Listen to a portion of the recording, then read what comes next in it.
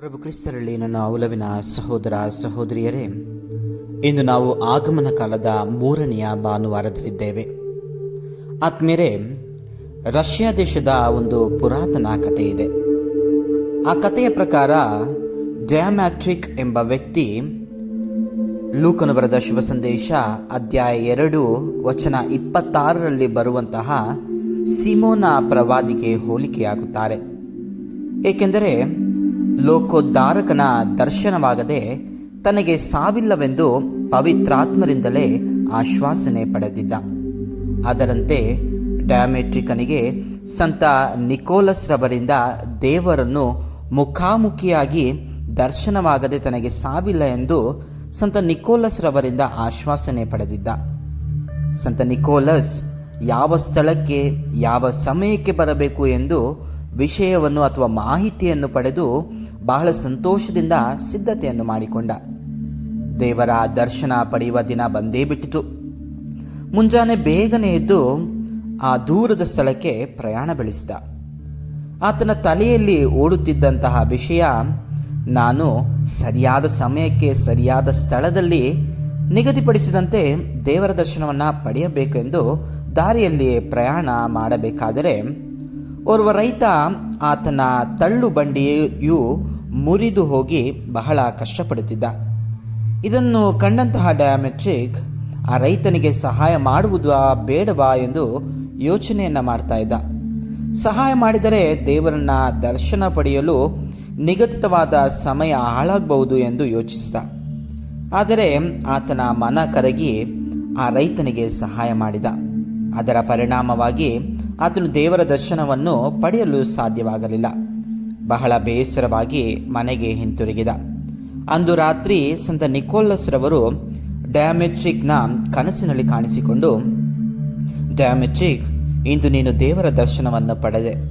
ಕಷ್ಟದಲ್ಲಿರುವವರಿಗೆ, ಆ ರೈತನಿಗೆ ಸಹಾಯ ಮಾಡುವ ಮೂಲಕ ನೀನು ದೇವರ ದರ್ಶನವನ್ನು ಪಡೆದೆ ಎಂದು ಹೇಳುತ್ತಾರೆ. ಹೌದು, ನನ್ನೊಲವಿನ ಸಹೋದರ ಸಹೋದರಿಯರೇ, ಡಯಾಮೆಟ್ರಿಕ್ ದೇವರ ದರ್ಶನ ಪಡೆಯುವೆ ಎಂದು ಸಂತೋಷವಾಗಿದ್ದ. ಆದರೆ ಅವರ ದರ್ಶನ ಪಡೆಯಲು ತನ್ನಿಂದ ಸಾಧ್ಯವಾಗಲಿಲ್ಲವೆಂದು ಮನನೊಂದಿದ್ದ.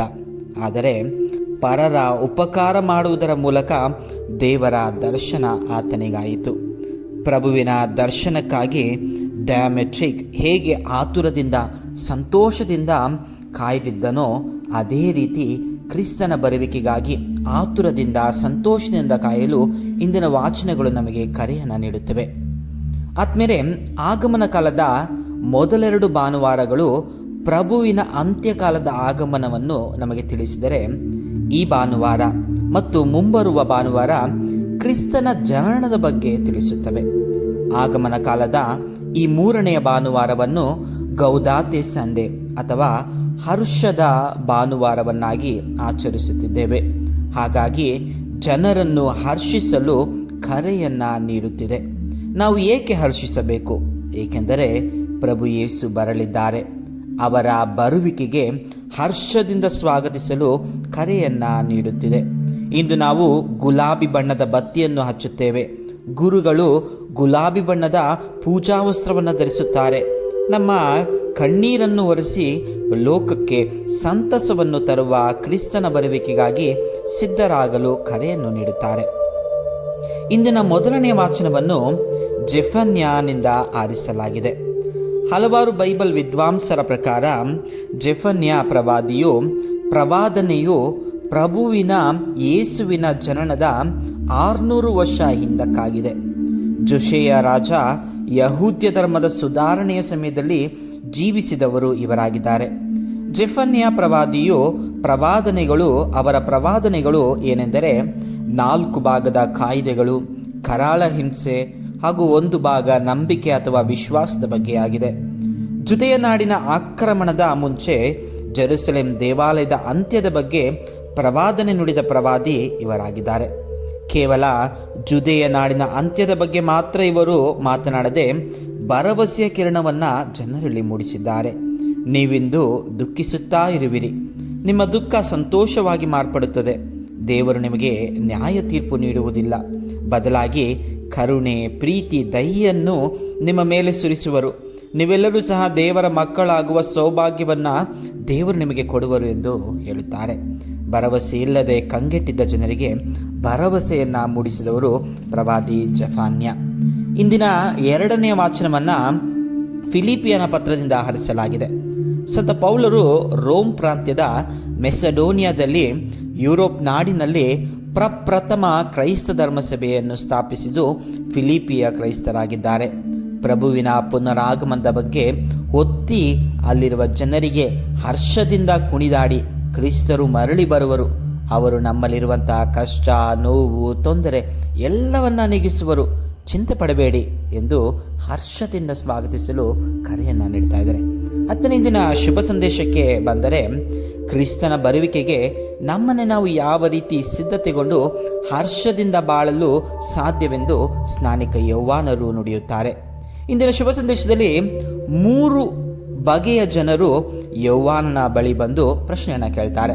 ಮೊಟ್ಟ ಮೊದಲನೆಯದಾಗಿ ಜನ ಸಮೂಹವು ಪ್ರಶ್ನೆ ಕೇಳ್ತಾರೆ, ಹಾಗಾದರೆ ನಾವು ಏನು ಮಾಡಬೇಕು, ಪ್ರಭುವಿನ ಬರುವಿಕೆಗೆ ಯಾವ ರೀತಿ ಸಿದ್ಧತೆ ಆಗಬೇಕು ಎಂದು ಅವರು ಪ್ರಶ್ನೆಯನ್ನು ಕೇಳ್ತಾರೆ. ಅದಕ್ಕೆ ಯೌವಾನ ಹಂಚಿಕೊಂಡು ಬಾಳಲು ಕರೆಯನ್ನು ನೀಡುತ್ತಿದ್ದಾರೆ.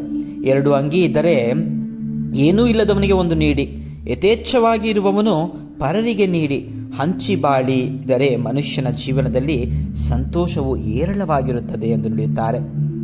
ಸಂತ ಪೌಲರು ಕೊರಿಂಥಿಯರಿಗೆ ಬರೆದ 2ನೇ ಪತ್ರ ಅಧ್ಯಾಯ 9 ವಚನ 6ರಿಂದ 7 ಹೇಳುವಂತೆ, ವಿರಳವಾಗಿ ಬಿತ್ತುವವನು ವಿರಳವಾಗಿ ಕೊಯ್ಯುತ್ತಾನೆ, ಹೇರಳವಾಗಿ ಬಿತ್ತುವವನು ಹೇರಳವಾಗಿ ಕೊಯ್ಯುತ್ತಾನೆ. ಇದು ನಿಮಗೆ ತಿಳಿದಿರಲಿ. ಪ್ರತಿಯೊಬ್ಬನು ತನ್ನ ಮನಸ್ಸಿನಲ್ಲಿ ನಿಶ್ಚಯಿಸಿಕೊಂಡು ನೀಡಲಿ. ಒಲ್ಲದ ಮನಸ್ಸಿನಿಂದಾಗಲಿ ಬಲಾತ್ಕಾರದಿಂದ ಆಗಲಿ ಕೊಡುವವನು ಬೇಡ. ನಗು ನಗುತ್ತಾ ನೀಡುವಾತನನ್ನು ದೇವರು ಪ್ರೀತಿಸುತ್ತಾರೆ. ಸಂತೋಷದಿಂದ ಪರರಿಗೆ ನಾವು ನೀಡಿದರೆ ಅದೇ ಸಂತೋಷ ನಮಗೆ ದೊರೆಯುತ್ತದೆ. ಆದ್ಮೇಲೆ 2ನೇದಾಗಿ ಸುಂಕ ವಸೂಲಿಯವರು ಸಹ ಅದೇ ರೀತಿಯಾದ ಪ್ರಶ್ನೆಯನ್ನು ಕೇಳ್ತಾರೆ, ನಾವು ಏನು ಮಾಡಬೇಕು ಎಂದು. ಗೊತ್ತು ಮಾಡಿರುವುದಕ್ಕಿಂತ ಹೆಚ್ಚಾಗಿ ಹಣವನ್ನು ಕಿತ್ಕೊಳ್ಬೇಡಿ ಎಂದು ಹೇಳ್ತಾರೆ. ಏಕೆಂದರೆ ಪ್ರಭು ಯೇಸುವಿನ ಕಾಲದಲ್ಲಿ ಸುಂಕ ವಸೂಲಿಗಾರರು ಹಗಲು ದರೋಡೆಯನ್ನು ಮಾಡ್ತಾಯಿದ್ರು. ಉದಾಹರಣೆಗೆ 100 ರೂಪಾಯಿ ಸುಂಕ ವಸೂಲಿ ಮಾಡಬೇಕು ಅಂದರೆ ಅದರ ದುಪ್ಪಟ್ಟು 200 ರೂಪಾಯಿ ಹಣವನ್ನು ವಸೂಲಿ ಮಾಡಿ ಜನರ ಮೇಲೆ ಅಪಾರವಾದ ಸುಂಕದ ಹೊರೆಯನ್ನು ಹಾಕ್ತಾ ಇದ್ರು. ಆದ್ದರಿಂದ ಜನರು ಅವರನ್ನು ದೂಷಿಸುತ್ತಿದ್ದರು, ಪಾಪಿಗಳು ಅಂತ ಭಾವಿಸ್ತಾ ಇದ್ರು. ಅದಕ್ಕೆ ಯೌವಾನರು ಗೊತ್ತು ಮಾಡೋದಕ್ಕಿಂತ ಹೆಚ್ಚಾಗಿ ಕಿತ್ತುಕೊಳ್ಳಬೇಡಿ ಎಂದು ನುಡಿಯುತ್ತಾರೆ.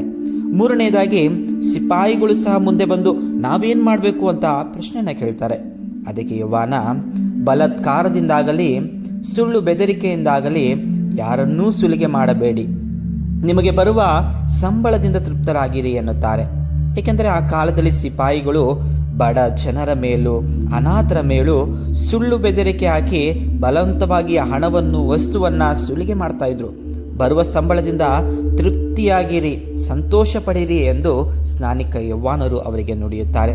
ಆದ್ಮೇಲೆ ಇಂದಿನ ವಾಚನಗಳು ಪ್ರಭುವಿನ ಬರುವಿಕೆಗೆ ಯಾವ ರೀತಿ ನಾವು ಸಿದ್ಧತೆಯನ್ನುಗೊಳ್ಳಬೇಕು, ಯಾವ ರೀತಿ ಸಂತೋಷದಿಂದ ಅವರನ್ನು ಸ್ವಾಗತಿಸಬೇಕೆಂದು ಜಫನ್ಯ, ಪ್ರವಾದಿ ಪೌಲ ಮತ್ತು ಸ್ನಾನಿಕ ಯೌವಾನರು ನುಡಿಯುತ್ತಾರೆ.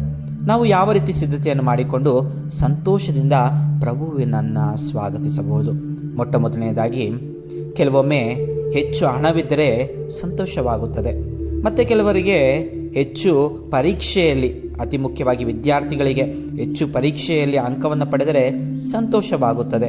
ಅಥವಾ ಬೇರೆ ಯಾರಾದರೂ ವ್ಯಕ್ತಿ ತಾನು ಉನ್ನತ ಸ್ಥಾನದಲ್ಲಿದ್ದರೆ ಆತನಿಗೆ ಸಂತೋಷವಾಗುತ್ತದೆ. ಆದರೆ ನಮ್ಮ ಸಂತೋಷ ಅಳಿದು ಹೋಗುವ ಪ್ರಾಪಂಚದ ವಿಷಯಗಳಲ್ಲಿ ಅಲ್ಲ, ಬದಲಾಗಿ ಅಳಿಯದೇ ಉಳಿಯುವ ಪ್ರಭುವಿನಲ್ಲಿ ನಮ್ಮ ಸಂತೋಷವನ್ನು ನಾವು ಕಾಣಬೇಕಾಗಿದೆ. 2ನೇದಾಗಿ, ಮರುಭೂಮಿಯ ಪಿತಾಮಹರೊಬ್ಬರು ಹೇಳುವಂತೆ, ನಿಜವಾದ ಅದ್ಭುತ ಅಡಕವಾಗಿರುವುದೇ ದೇವರು ನಿಮ್ಮ ಚಿತ್ತವನ್ನು ನೆರವೇರಿಸಿದಾಗ ಅಲ್ಲ, ಬದಲಿಗೆ ನೀವು ದೇವರ ಚಿತ್ತವನ್ನು ನೆರವೇರಿಸಿದಾಗ. ದೇವರ ಚಿತ್ತಕ್ಕೆ ತಲೆಬಾಗಿ ಅವರ ಬರುವಿಕೆಗಾಗಿ ಸಂತೋಷದಿಂದ ಕಾಯೋಣ. ಕೊನೆಯದಾಗಿ ಆತ್ಮೀಯರೇ, ಮನೆಯಲ್ಲಿ ಒಂದು ಮಗು ಜನನವಾದರೆ ಮನೆಯಲ್ಲಿರುವಂತಹ ಎಲ್ಲ ಸದಸ್ಯರಿಗೂ ಸಂತೋಷವಾಗುತ್ತದೆ. ಆ ಸಂತೋಷಕ್ಕೆ ಪಾರೇ ಇರುವುದಿಲ್ಲ. ಅದೇ ಕ್ರಿಸ್ತನ ಜನನ ಕೇವಲ ನಮ್ಮ ಮನೆಯ ಗೋದಲಿಯಲ್ಲಿ ಮಾತ್ರವಲ್ಲದೆ ಬದಲಿಗೆ ನಮ್ಮ ಮನದ ಗುಡಿಯಲ್ಲಿ ಆಗಬೇಕಾಗಿದೆ. ಆ ಮನದ ಗುಡಿಯಲ್ಲಿ ಪ್ರಭು ಯೇಸು ಕ್ರಿಸ್ತರ ಜನನವಾದರೆ ಆ ಜನನದಿಂದ ನಮ್ಮ ಕುಟುಂಬವು, ನಮ್ಮ ಜೀವನವು ಸಂತೋಷದ ಜೀವನವಾಗುತ್ತದೆ. ಆ ಒಂದು ವರ ಪ್ರಸಾದಗಳಿಗಾಗಿ ನಾವೆಲ್ಲರೂ ಭಕ್ತಿಯಿಂದ ಪ್ರಾರ್ಥಿಸೋಣ. ಆಮೆನ್.